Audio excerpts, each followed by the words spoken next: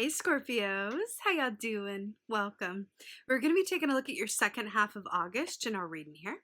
So in the meditation, I feel like it's a slight continuation from your first half of August in a way, because it was very it's like fool's energy. I saw the image of the Fool key in the tarot as it's depicted in the Lisa Robertson Animal Totem Tarot deck, which is a grasshopper, right, leaping into the foreground, right? So grasshopper.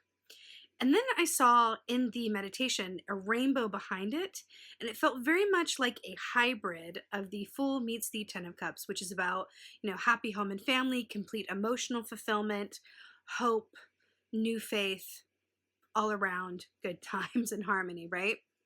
So I saw that in the meditation, and then I saw a bunch of like a newsroom, right? And then I saw all of these old newspapers, like someone had been going through the archive system, and I saw stacks and stacks of old yellowed newspapers, and it felt like an outdated filing system. And then I saw someone switch to digital, right? It was like an upgrade, it was a movement. They switched to digital, but in order to do that, to modernize, to move forward as in the Fool energy, to upgrade, as it were, they had to really let go of those newspapers, which I feel like was a symbol of the past or how things were done previously or what felt comfortable or known or safe. And then I saw you as the Scorpio collective move away because they were at this computer, they'd gone digital, the archives became digital, right? And I saw them move away from this computer, go stand outside, and they were in New York City. And suddenly they were standing in front of the Empire State Building. And I saw them turn to me and kind of give me a wink, and like they were about to go in. And I saw the words going up. And then I saw the image of the sun over the Empire State Building, which is again happiness, joy, fulfillment. So with those words going up and that Fool energy of grasshoppers can only move forward, they can't move backwards. Then we had to throw away the dusty newspapers of the past and the archive and the old ways of doing things. I feel like your next chapter or the way forward or upwards for you somehow involves breaking out of your comfort zone and having a true commitment to what will be and not what has been in some way, shape, or form. It may require that you switch things up in some way or change the way you do things or some shift to how you perceive something. But it felt like the archives are old, let them go, right? Let's do something differently. And in doing so, the Empire State Building is such a stark symbol of power and height. It's very recognizable. If you say the Empire State Building in New York City, like most people know what that is, right? It's got some brand recognition there, and I feel like there's something to that. Would you be willing to give a little or shift things or let an aspect of something or an idea of something evolve into something else so that you can move onward and upward into something that is bright indeed? Really, really interesting. Let's go ahead and see what your cards have to say. Hey Scorpios, let's go ahead and see what your animal energy is for the second half of August. Animal energy for the second half of August.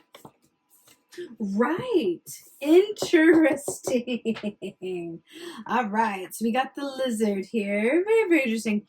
So first of all, we got some beautiful fire energy, which is that element of transformation and change. Now, lizard medicine is very much about timing, knowing when to move, when to be still. It's about energy conservation, right? They are cold-blooded creatures that seek the heat. So I find something in that as well, because we saw the sun on the Empire State Building, right? And lizards will go and seek those heat sources. So interesting indeed. There's also this aspect to lizard energy that equates to the Knight of Cups of your home water element in the tarot, which speaks of people, places, things, and pastimes and our work that really serves us emotionally. It's that kind of speaks to the sweet spots in our lives, whether they be our relationships or what we're connected to, whether we're connected to the work that we do, you know, the ideas that we believe, or the mission that we're on, or whatever that is. But the Knight of Cups says, you know, emotional fulfillment is the path and the key to, you know, a life well lived, as it were, which is really interesting, considering the fact that we were looking at, you know, movement, and considering, you know, what are we willing to compromise around in order to move into a new space that is sunny, right? So something about that. Interesting. Let's see what's going on. Let's see what's going on. Right. Empress, major arcana here, right? So this is perfect. So the Empress is very much about happy expectations and believing in things before you actually see them, right? She is depicted as pregnant here, right? So it's that idea of something having a seed, right? An idea, a state of being, a belief system that is a seed that is growing and gestating and will be birthed in its own time. You know, there's also an aspect with the Empress as well that reminds us that we create the lives that we desire, right? But it's an aspect of, because the Magician, just look at the Magician. The Magician is about picking up the tools at your disposal and co-creating the life that you desire through that masculine action perspective. But the Empress says, I can also create the life that I desire through a different lens, right? And not necessarily in an active lens, but similar to the lizard, through a place of receiving, right? Because it's really, really important to be in a place to receive and to be able to do so in a way that helps align you to all the opportunities that are available to you. If we are not so great at receiving, right, then that really cuts us off from quite a lot when you think about it. So the Empress reminds us that it's really important to receive, right, in order to live our best lives and have a full experience. And again, it's also about happy expectation and believing in something to your core before it comes into physicalization, right? You can see the hint of it. You can tell that something's coming along, and you trust that that's going to come to fruition in its own divine time. You know, another aspect of this as well, especially with the rabbits there, another symbol of fertility. You know, rabbits also, that light and shadow aspects of them. The light side is about, again, fertility, abundance, luck, good fortune. The shadow aspect of rabbit is self-fulfilling prophecy and fear and worst case scenario thinking. I feel like you're being presented with the choice here, Scorpio. I feel like you're being presented with a choice, and it has a lot to do with your mindset and your attitude, right? Why do I feel like this is a way of saying, how much are you willing to relinquish control and trust that what is yours will come to you? I'm seeing that image of, you know, it's a trope in like film and TV and in stories where, you know, two people are out in an unknown land, and they say, okay, if we get lost or separated, you know, don't move, just stay where you are and wait for me to find you. And then that person always like loses faith and is like, no, I'm going to go find them. They'll never find me here, right? But I'm getting this very distinct sense, Scorpio, because also the lizard is very much about waiting. And stillness, right, until it's time to go, you know, burst into action, going from 0 to 100. There's something about staying where you are and trusting that what is yours is going to come to you. There's something about that. And then that crown of stars, which is an aspect of Aquarius energy and that wish fulfillment and great hope and faith and love, right? It's interesting. If you just stay on that throne, if you stay where you are and expect good things, then a lot of this richness is going to come to you. That grasshopper, that 10 of cups, it's coming your way. But there's something about that releasing, you know, that old stack of archives, that old stack of newspapers. I wonder if those are aspects of your fear that believes that, you know, in order for something good to happen, something bad must happen as well, or that, you know, it's going to go the same way it's always been. There's something about the way that you perceive your circumstances or the world around you that wants to be given like a little vitamin C shot of positive expectations. Okay? Right. Okay. So we got the 9 of Wands here. This is making a lot of sense. So first of all, the Wands are about the actions that we do or don't take. usually around the work that we love to do, but also around our interpersonal relationships, right? So do you see the sun in the background there, by the way? Very interesting. So Nine of Wands is that archetype of the wounded warrior. It's that aspect of needing to persevere during challenging times or difficult circumstances, but with that faith and belief that you're going to get to where you're going if you just keep putting one foot in front of the other. Interestingly enough, this Nine of Wands energy in terms of this aspect of perseverance and moving forward, I do feel like there's this sense of lessons learned and trials endured. But I feel like with this, you are able to come from a place of appreciation of where you've been and not necessarily let it affect your outlook on where you're going or what could be, right? There's a difference between being experienced and being jaded, right?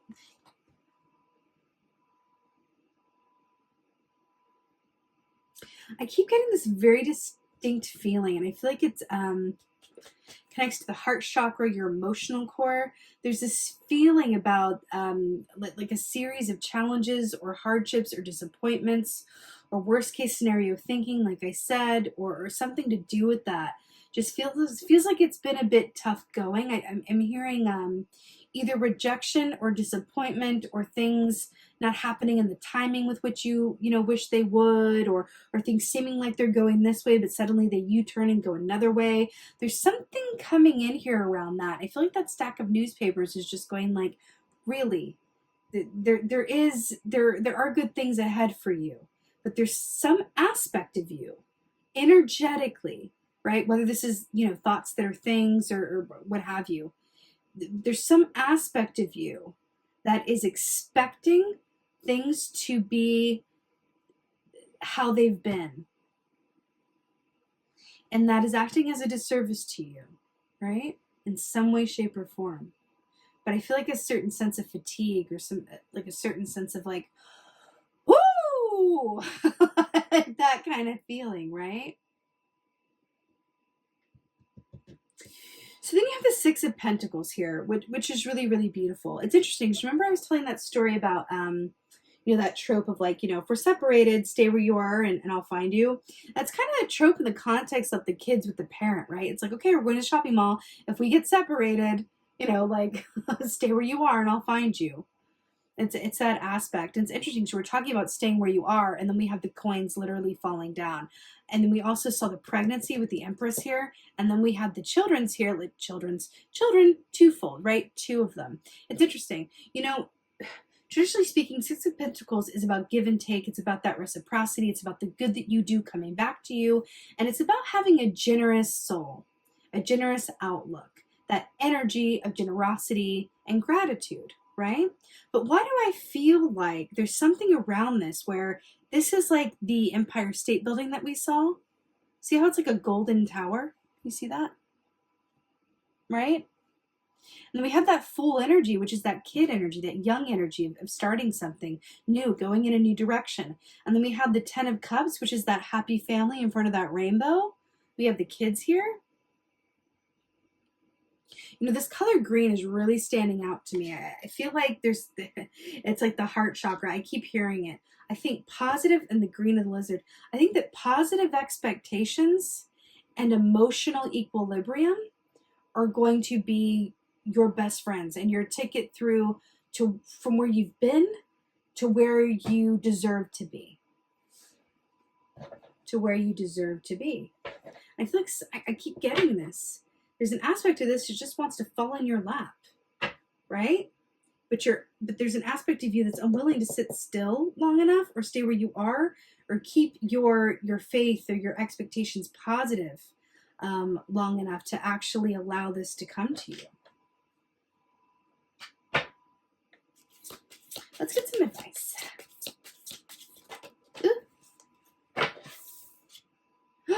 Right. So your advice is the 9 of Wands. 2 9 of Wands here. Fascinating. Okay. So the 9 of Wands is your advice. It's very much about keeping the faith, keep going, keep persisting, persevering, like keep your strength up. But when this comes up as advice in this context, especially with all this fire energy, I'm really feeling like you are being encouraged to, in some aspects, be your own mother. Now, what do I mean by be your own mother? There are ways in which the best mothering we could ever get is the mothering that we give to ourselves, right? What does a good mother do, ideally? What do we think of when we think about a good mother, right? She's going to be patient, kind. She's going to show you unconditional love. She's going to be a great support system. She's going to give you great advice. She's going to listen, right? She's going to tell you what we always want to hear more than anything as humans, that everything's going to be okay. I am hearing with this Nine of Wands to be your own mother. I feel like the result of doing that, right? The result of doing that is going to not only feel really nice, but it's going to align you in a way that feels like you're able to move into this new place and really take the elevator straight up to the top of the Empire State Building and really get to where the sun is. That's what this feels like to me, being your own mother, being your own source of comfort and really self-soothing in a way. Because really, truly, we are able to self-soothe in a way that no one else can do for us, right? Because we know ourselves, ideally anyway, better than anybody else does, right? So in that sense, who's more qualified to be your mother than you in this emotional body context, right? But yeah, Nine of Wands coming in here. There's an aspect of this that says, take care of yourself, get your own needs met, to really give yourself some TLC and some attention. Really pull the focus to yourself. It feels really, really important. Also with the Six of Pentacles as well, with you getting back what you give.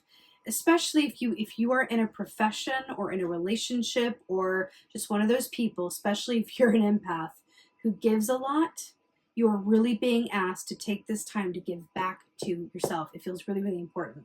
I'm also really drawn to the fact that this is a 6, right? And then a 9 is a 6 from the other direction. So this is your last key here, and then your advice is this is you giving, is to flip this and give it to yourself, right? It feels really important. I also feel like this circle here is kind of like a moon and a sun in one that's obscuring something that's yet to come through. I feel like there's an aspect of illumination that wants to come through for you and some healing that wants to happen. And you're being asked to really support that and facilitate that through some self-care, some self-focus, and some self-soothing. Feels important. Knight of Cups, again, it's about those relationships and pastimes that really serve our emotional centers and our emotional needs. And you're being asked to take action and do that for yourself during this time. Let's get an oracle. Right. Perfect. Could not be better. So we have the High Lady of Love and Compassion, reverence, kindness, consideration. What were we literally just talking about? High Lady of Love and Compassion, reverence, kindness, consideration. You are being asked to do this for yourself, like just in every single way to do this for yourself. Be kind to yourself. Show yourself the same kindness, consideration, and reverence that you show others. It's time. It's necessary. Your soul is asking you for this. Your emotional body is requiring this. Really gift this to yourself with this Six of Pentacles here, and then watch how it shifts your reality moving forward. Because there is a transition point. You're being asked to really do this for yourself. I feel like whether consciously or unconsciously, directly or indirectly, doing this is going to allow you to heal some aspects of what has been, whether that's a mindset that you've acquired or past disappointments or something around that, but it has to do with your expectations. And it's going to allow you to through that love, transform your emotional body, and doing so, expect good things. Okay? That's what it feels like. expect good things. It's really beautiful, Scorpio. This kind of work is really, really important, especially in our current global environment. You know, if you're not going to do this for yourself, who else will? It feels incredibly important to engage in some self-care, because you really can't keep on giving your cup to other people unless you refill yours first, right? And it feels like yours is running a bit on low and you're being asked to refill it, right? Even that baby, right, is being grown in water, right? So there's something about that for you. Reverence, kindness, consideration, the High Lady of Love and Compassion. Be this with and for yourself. Be this with and for yourself, and in doing so, transform your emotional body to positive expectations.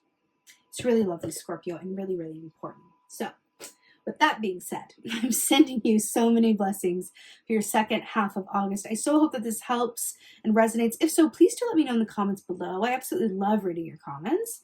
Please like, share, and subscribe. I would appreciate that so very much. And with that being said, just thank you. Thank you so, so much for being here. And most of all, and as always, just thank you for being you. And be well. Until next time.